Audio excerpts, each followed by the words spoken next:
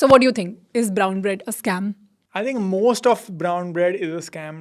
Most of it. I'm not saying every single company which makes brown bread is doing that, but if you see most of the commercially available brown breads, you will see that it is white bread with caramel color.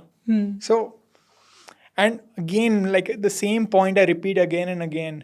अगर कोई white bread खा रहे हैं उनको पता है वो ख़राब चीज़ खा रहे हैं तो एज ए रिजल्ट वो उतना ज़्यादा खाते नहीं है या वो थोड़ा सोच के खाते हैं. अगर खाते भी ख़राब है और बहुत भी खाते हैं तो उनको पता है. प्रॉब्लम है लोग ब्राउन ब्रेड खा रहे हैं सोच के कि हेल्दी है.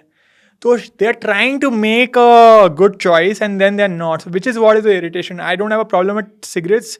आई do have a problem but at least people who are having it know it's bad for them and they're choosing to do it. Exactly. Cigarettes at least अपने पैकेट के ऊपर लिखता तो है. हाँ. It's not good for you. हाँ exactly. It's तो people's choice now. हाँ वो exactly हो गया. तो वही प्रॉब्लम है. ब्राउन ब्रेड में वो इशू है. होल व्हीट ब्रेड में भी काफ़ी इशू होता है. सो होल व्हीट ब्रेड में कभी कभी लिख देते हैं होल व्हीट ब्रेड, तो लोग को लगता है इसमें खाली होल व्हीट होगा, बट एक्चुअली उसमें खाली 5 से 10% होल व्हीट होता और बाकी सब मैदा होता है. एंड तो मैं बोलता हूँ कि instead of whole wheat bread try to go for 100% whole wheat bread.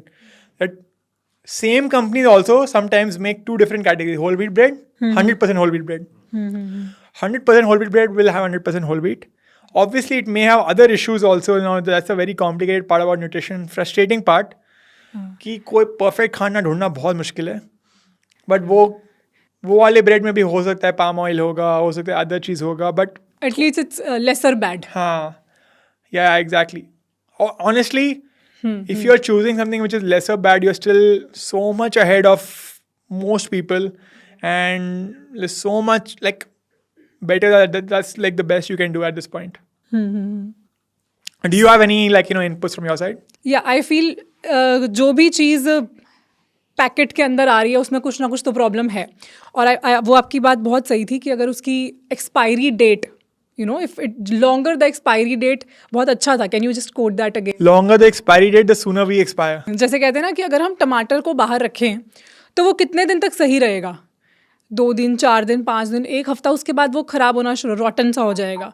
और टमाटो केचप 3-3, 4-4 साल तक उसकी एक्सपायरी आती है. Exactly. So yes, anything which is packaged has some problems. अब ये हमें चूज करना है कि कितनी प्रॉब्लम्स हम इनवाइट करना चाहते हैं. जैसे आपने बोला, you have to be realistic कि it is a part of our diet, it's part of my diet as well, it's part of your diet probably. थोड़ी सी बेटर चॉइस से ही काफ़ी नुकसान को हम बचा सकते हैं. हाँ, क्योंकि आप डेली खा रहे हो ना, तो आप डेली अगर 5-10% बेटर चॉइस करो तो वो कंपाउंड हो जाता है इसका इफेक्ट.